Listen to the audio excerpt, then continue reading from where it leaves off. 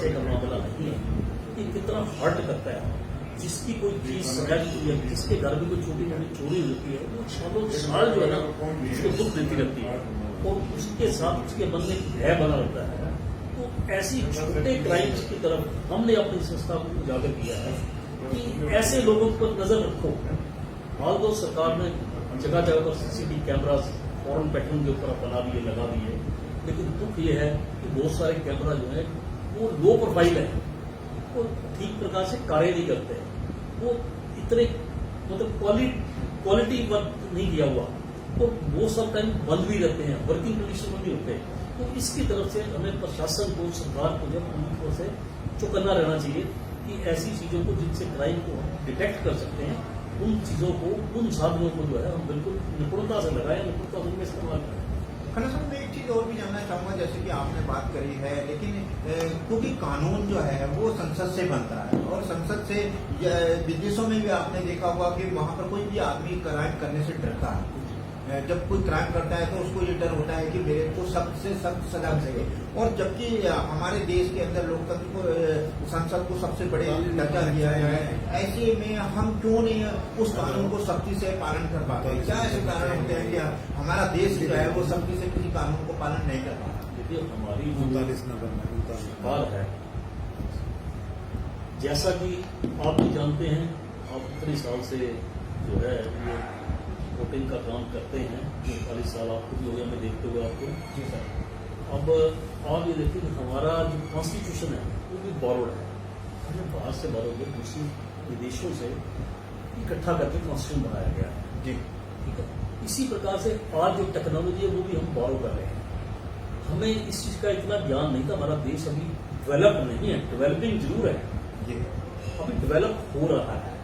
और वो जिन कंट्रीज की आप बात करते हैं वहां कानून को बड़ी सख्ताई से दिया जाता है, अपराध को बड़ी सख्ताई से दिया जाता है, उसमें कानून पूरी तरह से इम्प्लीमेंट होता है, वहां करप्शन भी कम है। मैं ये कहने से संकोच नहीं करूंगा कि हमारे जगह जगह पर जो है करप्शन फैला हुआ है। जी। तो करप्शन ही जो है हर तरह के क्राइम को जो है उसकी जननी है। क्राइम की जननी करप्शन है, क्राइम की जननी अनएम्प्लॉयमेंट है, क्राइम की जननी जो है ये नशा है।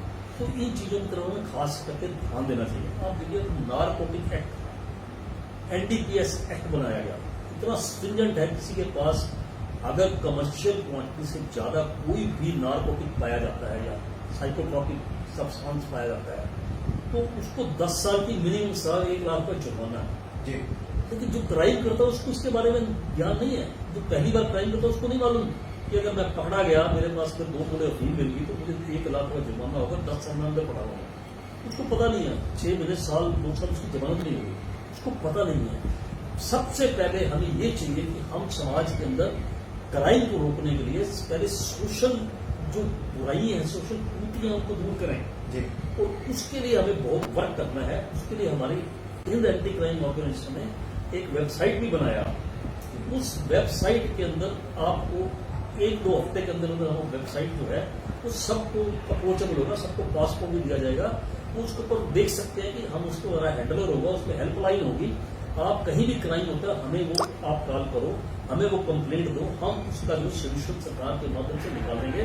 और बिना पुलिस के, बिना प्रशासन की मदद के हमारी ऑर्गेनाइजेशन भी नकारा। तो सर, आपका मानना यह है कि विकास को सबसे ज्यादा, जो हमारा देश विकास नहीं कर रहा है उसमें सबसे ज्यादा क्राइम की वजह से, अपराध की वजह से जो है देश विकसित नहीं हो पा रहा। Corruption is a part of crime. तो साइडोन्स हैं, करप्शन हो या क्राइम हो, वो भी क्राइम ही है। तो ये करप्शन जो है इसको बहुत बड़ा बढ़ावा देती है क्राइम को। और दूसरा जो है अनएम्प्लॉयमेंट देती है। हमारे देश में अनएम्प्लॉयमेंट इस कदर तक फैल चुका है कि हमारा यूथ जो है वो अनएम्प्लॉयड है। बुजुर्ग लोगों ने अपनी जिंदगी देख ली, लेकिन यूथ अनएम्प्लॉयड होने की वजह से वो पढ़ लिख कर भी उनके पास जॉब्स नहीं है। तो जॉब्स नहीं है, उसकी 2 रीजन बनते हैं। इसीलिए लोग जो हैं यहाँ से फॉरेन कंट्रीज में जाने चाहते हैं, वो बाई हुक कर कोई ग्रुप वहां चले जाते हैं, अपने माँ बाप की जमीनें, मकान, घर बिकवाकर, गिरवी रखवाकर 40 से 50 लाख रुपए एजेंट्स को देकर फॉरेन कंट्री में चले जाते हैं, कहीं किसी प्रकार से हमारी नौकरी लग जाए। माँ बाप भी चाहते हैं कि बच्चा कहीं सेटल हो जाए।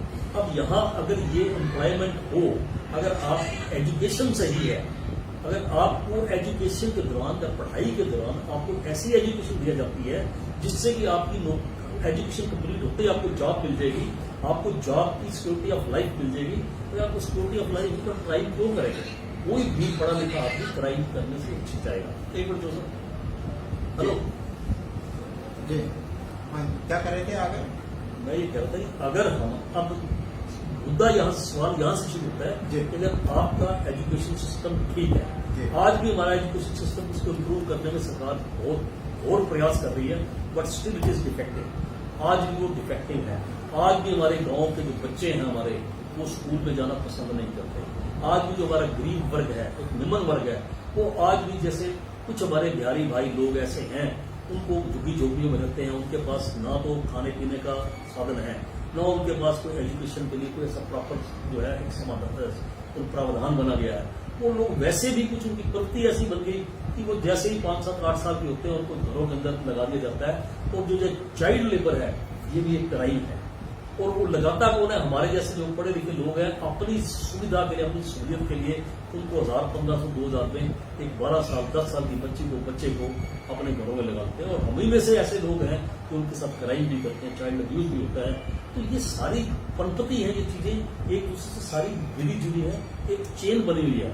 तो हमें सबसे पहले अपनी एजुकेशन ऐसी विद्या, ऐसी एजुकेशन अपने समाज को देनी होगी जिससे एजुकेशन लेने के बाद, एजुकेशन कंप्लीट करने के बाद वो शख्स ये सोचे कि मेरे निकलते ही स्कूल से, मेरे कॉलेज से मुझे अपनी पढ़ाई के मुताबिक एक अच्छी जॉब मिल जाएगी। अगर सरकारी नौकरियां या प्राइवेट नौकरियां इस प्रकार की हों कि उसको अपनी ये लाइफ की सिक्योरिटी बन जाएगी, हमें जॉब मिलेगी, तो जॉब की सिक्योरिटी से हर वो व्यक्ति जो है वो क्राइम से हटेगा। आज भी आप देखिए क्राइम मैक्सिमम वहां होता है जहां एक जॉब का कोई समाधान नहीं, प्रावधान नहीं है, और अनएम्प्लॉयड जो लोग हैं उन्हीं को जो है सबसे ज्यादा क्राइम करने का मौका मिलता है, क्योंकि उनके पास कोई काम नहीं, इजी मनी लगती है।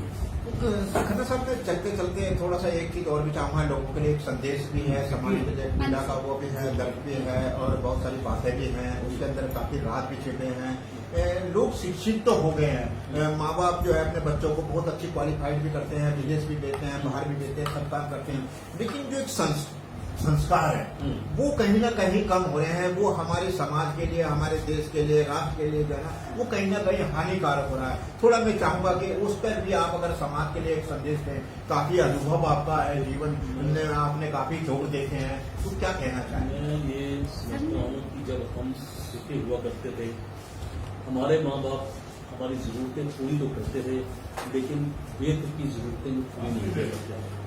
आज इस युग के अंदर ये मोबाइल युग है, साइबर एरा है, ये मोबाइल्स हैं। बच्चा जब 2 साल का होता है, घर में बच्चा पैदा होता है, 2-1.5 साल का होता है, तो हम ही वो लोग हैं, हम पेरेंट्स हैं, उनके मुंह के ऊपर, उनके कानों के ऊपर मोबाइल लगाते हैं। ले बेटे दादू से बात कर, ले बेटे नानू से बात कर, बुआ से बात कर। वो बच्चे का जो माइंड है उसी प्रकार से डेवलप होना शुरू हो जाता है। धीरे धीरे 5-6 साल का होता है तो जिद करने लग पड़ता है कि मुझे ये मोबाइल लेकर दो, मुझे मोबाइल लेकर दो। वो इसको टॉय समझ लेता है, फिर हम उसको मोबाइल ले देते हैं। जब वो क्लास में, स्कूल में जाना शुरू करता है, जब 2री, 3री, 4थी क्लास में जाता है, तो उसका जो ध्यान है मोबाइल की तरफ रहता है। वो इस मोबाइल के ऊपर ही सारा दिन लगा रहता है, अपनी गेम्स देखता है, जो उसकी चॉइस की चीजें होती है उनकी तरफ उसका ध्यान रखता है। तो संस्कार भूल जाता है, उसका दादू घर में आया, या उसका नानू आया, उसकी मामी आई, या उसका भाई आया, वो उसका उसकी तरफ कोई ध्यान नहीं है, वो अपने उसी पे लगा रहेगा। उसको खाने का कोई मतलब नहीं, उसको अपनी माता से बात करने का मतलब नहीं है। तो ये चीजें हमारे संस्कारों को कहीं ना कहीं कमजोर करती हैं, और हम लोग ही इसके जिम्मेवार हैं, वो बच्चे नहीं है। जब बच्चा पैदा होता है, भगवान उसको बिल्कुल एम्प्टी माइंडेड भेजता है, और उसको हमने उस खिलौने को, जिस प्रकार एक क्ले होती है, उसको मट्टी होती है, माटी की क्ले होती है, उसको जिस प्रकार से हम मोड़ना चाहोगे उस प्रकार की बन जाएगी। हम बच्चे का माइंड परिवर्तन खुद करते हैं, तो वो फिर थोड़ा सा वो ग्रो करता है, बढ़ता है, तो इस मोबाइल के अंदर अश्लील भी बहुत मटेरियल आता है, उसका उधर भी ध्यान पड़ जाता है। कभी टीवी पे देखता है, कोई वहां देखता है। ये टीवी और मोबाइल जो है आज के युग में संस्कारों को बढ़ावा भी दे रहा, खत्म करने का भी इसका उतना ही रोल है। धन्यवाद। ये थे हमारे बीच में सुरेश खन्ना जी, जिन्होंने समाज और देश के बारे में बहुत अच्छी ऐतिहासिक बातें बताई, और कहा है कि कहीं ना कहीं माँ बापों का भी इसमें कहीं दोष होता है, जो आज की पीढ़ी जो है वो बदल रही है। नमस्कार, जय हिंद। अगले एपिसोड में फिर मिलेंगे। सभी दर्शकों को सादर नमस्कार, प्रणाम। मेरा धन्यवाद। बहुत बढ़िया